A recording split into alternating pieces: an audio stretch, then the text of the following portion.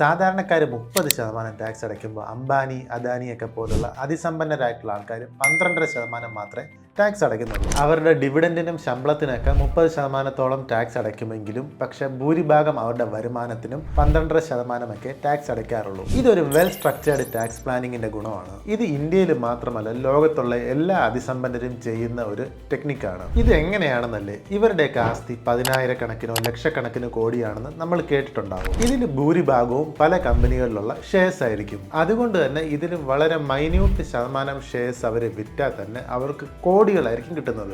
ഈ മേൽപ്പറഞ്ഞ രീതിയിൽ ഷെയർസ് വിറ്റ് കിട്ടുന്ന വരുമാനത്തിന് ക്യാപിറ്റൽ ഗെയിൻസ് ടാക്സ് മാത്രം കൊടുത്താൽ മതി. അത് ഇന്ത്യയിൽ 12% മാത്രമേ വരുന്നുള്ളൂ. ഇതേപോലെ തന്നെ വിദേശത്താണെങ്കിലും ക്യാപിറ്റൽ ഗെയിൻ ടാക്സ് പെർസെൻറ്റേജ് വളരെ കുറവാണ്. ഇതുപോലുള്ളവരുടെ ഭൂരിഭാഗം ഇൻകവും ക്യാപിറ്റൽ ഗെയിൻസ് വഴി വരുന്ന രീതിയിലായിരിക്കും ടാക്സ് പ്ലാനിങ് ചെയ്യുന്നത്. അതുകൊണ്ടാണ് ഈ ചില വലിയ കമ്പനികളുടെയൊക്കെ ഉടമസ്ഥരുടെ സാലറി 1 രൂപ എന്നൊക്കെ നമ്മൾ ന്യൂസിൽ കാണുന്നത്.